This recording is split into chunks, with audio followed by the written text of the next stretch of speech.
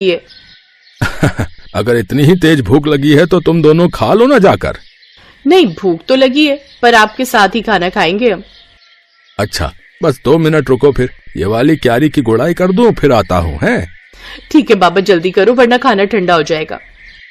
काव्या की बात सुनकर हरिया मुस्कुरा दिया और अपना काम खत्म करने में लग गया। ये कहानी हरिया की इन्हीं 2 बेटियों की है जिनके नाम थे काव्या और कीर्ति। दोनों बहनें अपने बाबा हरिया और माँ गीता के साथ गांव में रहती थी, जहां उनके घर के ठीक सामने उनका बड़ा सा खेत था और खेत के बगल में एक बड़ा सा तालाब भी था। फिर उस दिन घर जाते हुए, बाबा ये खेत तो हमारे काम का है, लेकिन ये तालाब हमारे किसी काम का नहीं है, आप इसे बेच क्यों नहीं देते? हाँ, और इसे बेचकर जो पैसे मिलेंगे उससे हम बढ़िया बढ़िया चीजें खरीदेंगे। ऐसा कभी मत करना मेरी बच्चियों, ये तालाब तुम्हारे दादाजी की आखिरी निशानी है। पता है, कई साल लगाकर उन्होंने बड़ी मेहनत से इसे खोदा था। क्या सच में अकेले ही उन्होंने इतना बड़ा तालाब खोद दिया? बातें करते हुए हरिया और उसकी दोनों बेटियां अब घर आ चुके थे। हरिया की पत्नी गीता ने उन सब के लिए खाना लगा दिया और सभी एक साथ खाना खाने बैठ गए। फिर खाना खाते हुए, बाबा आगे बताओ ना फिर क्या हुआ? अच्छा, तो तुम दोनों पूरी कहानी सुनना चाहती हो? हाँ बाबा, बताओ ना। तो फिर सुनो। एक बार की बात है, हमारे गांव में कई साल पहले भयंकर सूखा पड़ा। बड़ी मुसीबत की घड़ी थी वो, पर उस घड़ी में भी तुम्हारे दादाजी ने हार नहीं मानी। उस साल बारिश नहीं हुई थी तो किसी के पास कुछ करने के लिए था ही नहीं। फिर क्या हुआ बाबा? फिर उन्होंने सोचा कि अगली बार कभी ऐसी स्थिति बने तो हमें उसके लिए पहले ही तैयार रहना चाहिए। तो उन्होंने उठाया फावड़ा और अपने ही खेत में उसे चलाना शुरू कर दिया। सूखे खेत में बाबा? हाँ, सूखे खेत में। फिर वो फावड़ा चलाते गए। गांव वालों को लगा कि वो पागल हो गए हैं, लेकिन ऐसा नहीं था। कई महीनों तक वो अकेले ही उस खेत को खोदते रहे और फिर धीरे धीरे उसने एक बड़े से गड्ढे का रूप ले लिया, यानी वो तालाब बन गया। फिर उसमें से पानी निकला बाबा? ऐसे थोड़े ही निकल आता है पानी। फिर उन्होंने इंतजार किया। जब बारिश आई तो सब देखते ही रह गए, क्योंकि बारिश के बाद वो बड़ा सा गड्ढा सुंदर सा तालाब बन चुका था और उसमें ढेर सारा पानी जमा हो गया था। तब जाकर गांव के लोगों को समझ आया कि बाबा ने असल में बारिश के पानी का संचय किया है, जो अगले साल की बारिश तक सबके काम आने वाला था। अरे वाह, दादाजी ने तो कमाल कर दिया। अब तुम्हारे दादाजी नहीं है, लेकिन उनका दिया हुआ ये तालाब और उनकी सीख की मुसीबत की घड़ी में हार नहीं माननी चाहिए, ये आज भी हमारे साथ है बेटा। हाँ, सही कहा आपने बाबा। ओहो, अब कहानी पूरी हो गई हो तो खाना भी खा लो, सारा खाना ठंडा होने को आया है। बाबा, माँ तो बहुत गुस्से में लग रही है।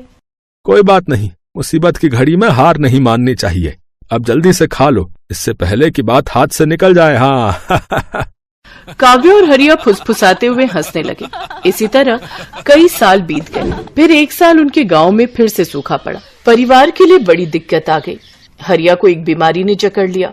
गर्मी और बीमारी की वजह से हरिया और तालाब दोनों ही सूखते जा रहे थे।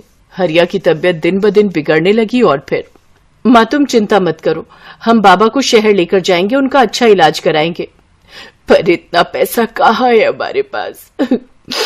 हम कर्जा ले लेंगे माँ, मैं अभी जाकर साहूकार से बात करती हूँ। वो बड़ा बदमाश है कीर्ति, बेटा जरा ध्यान से। कीर्ति गांव के साहूकार के पास पहुंची और उसे अपने घर की सारी दशा बताई। ओहो, हरिया अच्छा आदमी है, इसीलिए तुम्हें कर्जा दे देता हूँ, लेकिन बदले में क्या गिरवी रखोगी? बताओ। हमारे पास ले देकर एक तालाब ही है भान सिंह जी। अरे उस नाले जैसे गंदे तालाब का मैं क्या करूंगा भाई? उसके बदले तो कोई ढेला भी ना दे। एक काम करो, तुम मुझे अपने खेत के कागज दे दो और 2 लाख रुपए ले लो, ठीक है? कीर्ति अपना खेत गिरवी नहीं रखना चाहती थी, क्योंकि ले देकर उनकी कमाई का एक वही जरिया था। लेकिन उसे न चाहते हुए भी भान सिंह को अपने खेत के कागज देने पड़े और उसने साहूकार से 2 लाख रुपए ले लिए। माँ तुम चिंता मत करो, देखना बाबा का इलाज अच्छे से हो जाएगा, वो पहले की तरह एकदम ठीक हो जाएंगे। हाँ, भगवान करे ऐसा ही हो। थोड़ी देर बाद पूरा परिवार बस में बैठकर शहर के लिए निकल पड़ा। वो लोग शहर के एक बड़े अस्पताल में पहुंचे, जहां उन्हें पता चला कि हरिया की किडनी खराब है और इलाज में 4 लाख रुपए लगेंगे। अब गीता और दोनों बहनें चिंता में आ गई। उन्हें फिक्र सता रही थी कि बाकी पैसों का इंतजाम कैसे होगा। तभी, कीर्ति तू एक काम कर, तू काव्या को लेकर गांव जा, वहाँ छोटे वाले कमरे में एक पुराना संदूक है, उसमें मेरे चांदी के कुछ गहने हैं, जल्दी से वो सब लेकर आ जा। पर माँ उनसे क्या होगा, हमें पूरे 2 लाख रुपए और चाहिए। अरे कुछ तो होगा, बाकी का भी देख लेंगे। गीता की बात मानकर दोनों बहनें वापस गांव चली आईं और घर पहुंचते ही उन्होंने उस संदूक को खोला। ये पहली बार था जब उन्होंने उस संदूक को खोला था। उस संदूक को खोलते ही सबसे पहले ढेर सारी धूल निकली। फिर एक लाल रंग के कपड़े की पोटली थी जिसमें गीता के कुछ गहने रखे थे। हे भगवान, मेरी माँ की शादी की निशानी भी अब हमें बेचनी पड़ रही है, हमारी मदद करो भगवान। कीर्ति की आंखों में आंसू थे। तभी काव्या की नजर संदूक की तली पर पड़ी जो कुछ उठी हुई सी थी।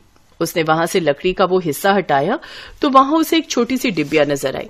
दीदी ये क्या है और इसे इतना छुपा कर क्यों रखा है? पता नहीं, रुक मैं इसे खोल कर देखती हूँ। जैसे कीर्ति ने वो डिबिया खोली उसमें एक बड़ी सी चाबी और एक चिट्ठी थी। कीर्ति ने वो चिट्ठी खोली जो असल में उसके दादा ने अपने बेटे हरिया के लिए लिखी थी। कीर्ति ने चिट्ठी को पढ़ना शुरू किया। मेरे बेटे हरिया, मैं जानता हूँ कि तू मुझसे बहुत प्यार करता है, पर अब मेरी उम्र हो चली है और ये बीमारी मुझे अपने साथ लेकर ही जाएगी। तूने अपनी जिंदगी भर की कमाई मेरे इलाज पर खर्च कर दी, लेकिन ये ठीक बात नहीं है। आगे तेरी संतानों को भी पैसों की जरूरत पड़ेगी। एक राज छिपा कर रखा मैंने तुझसे, ताकि तू या तेरी संतानें सही वक्त आने पर उसका इस्तेमाल कर सके। तालाब की खुदाई करते वक्त मुझे कुछ मिला था। ये चाबी तेरी सारी समस्याएं खत्म कर देगी। बस याद रखना कि ये चाबी असल में मेरे दिल की है। दीदी क्या दादाजी ने पैसे या गहने छुपा कर रखे होंगे कहीं? हाँ काव्या, लगता तो ऐसा ही है। तू सोचना, जरूर दादाजी के पास कुछ ऐसा था जिसकी मदद से वो खुद का इलाज करा सकते थे, लेकिन उन्होंने वो हमारे बाबा और हमारे लिए छोड़ दिया और अपने प्राणों का बलिदान कर दिया। पर सवाल ये है कि क्या बाबा को इस बारे में कुछ पता नहीं चला? कैसे पता चलता? कितना छुपा कर तो रखी थी ये डिबिया दादाजी ने। वो तो पता नहीं कैसे मेरी नजर पड़ गई इस पर। लेकिन दीदी ये चिट्ठी के आखिर में किस तरह की पहेली है? अब हम दादाजी का दिल निकाल कर कहाँ से लाएं? बुद्धू वो किसी तरफ इशारा कर रहे हैं। उन्होंने कहा कि ये चाबी मेरे दिल की है। इसका मतलब कोई ऐसी चीज जो उनके दिल के सबसे करीब थी। उनके दिल के सबसे करीब तो बाबा हैं, पर बाबा में चाबी थोड़ी ही लगेगी, कुछ और सोच। हाँ दीदी, उनके दिल के करीब वो तालाब ही है जो उन्होंने बहुत मेहनत से खुद ही खोदा था। शाबाश, सही कहा। पर इतने बड़े तालाब में हम ये चाबी कहाँ लगाएंगे? किस जगह? सोच कीर्ति, सोच। दीदी चाबी तो किसी ताले में ही लगेगी और ताला जरूर किसी चीज की तो सुरक्षा कर रहा होगा। हाँ, जैसे कोई पुराना संदूक, लेकिन वो संदूक पूरे तालाब में कहाँ है ये कैसे पता चलेगा? और पूरा तालाब खोदने में तो बहुत वक्त लग जाएगा। हाँ, और डॉक्टर ने जल्दी पैसे मंगवाए हैं। क्या करे दीदी? मिल गया, मान गई। दादाजी तो बहुत ही समझदार थे। मतलब उन्होंने एक ही पहेली में 2 उत्तर दिए हैं। उनके दिल की चाबी मतलब तालाब, और दिल कहाँ होता है? शरीर के बीचों बीच। तो हम तालाब के बीचों बीच खुदाई करेंगे, वो भी रात को। वाह दीदी, क्या दिमाग पाया आपने। वैसे दीदी एक बात तो माननी पड़ेगी, दादाजी बहुत समझदार थे, लेकिन शायद वो जानते थे कि उनकी आने वाली पीढ़ियां भी बहुत समझदार होंगी, तभी तो उन्होंने इतनी मुश्किल पहेली रखी थी। काव्या की बात सुनकर कीर्ति मुस्कुरा दी और फिर रात में उन दोनों ने तालाब के बीचों बीच खुदाई शुरू कर दी। और थोड़ी सी खुदाई के बाद उन्हें वहां से वाकई एक संदूक मिला। और फिर जब उसे खोला गया तो उसमें ढेर सारे सोने के सिक्के थे। दीदी क्या ये सोने के सिक्के हैं? हाँ काव्या, दादाजी ने सही कहा था कि सारी मुश्किलें हल हो जाएंगी। दादाजी भले ही चले गए, लेकिन वो जाते जाते हमारी सबसे बड़ी मुश्किल हल कर गए। अगले दिन कीर्ति ने उनमें से कुछ सिक्कों को सुनार को बेच दिया और उसके बदले में ढेर सारे रुपए ले लिए। उसने हरिया का पूरा इलाज कराया और साहूकार का भी कर्जा उतार दिया। फिर एक दिन घर में, बेटा तुमने बताया नहीं कि तुम्हारे पास इतना पैसा आया कहाँ से? कीर्ति ने हरिया को उसके पिताजी की चिट्ठी पकड़ा दी और काव्या ने उसे सारी कहानी बताई। बेटा, बाकी बचे हुए सिक्कों का हम क्या करेंगे? माँ, उन्हें बेचकर हम इस तालाब को और बड़ा और सुंदर बनाएंगे, जिसमें प्यारी प्यारी मछलियां होंगी, और बगल में बगीचा बनाकर लोगों के बैठने का इंतजाम करेंगे। साथ ही साफ पानी के लिए प्याऊ भी लगाएंगे, ताकि हर बार जब भी कोई यहाँ आए तालाब के किनारे बैठकर ठंडा और मीठा पानी पिए और दादाजी के दिल को सुकून मिले।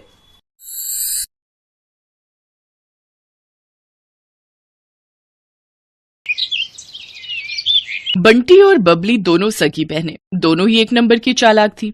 वो बूढ़ी औरतों का भेष बनाकर अलग अलग गांव में जाती थी और जहां भी सीधी साधी अमीर सेठानी औरतें दिखाई दे उनको ठग लेती थी।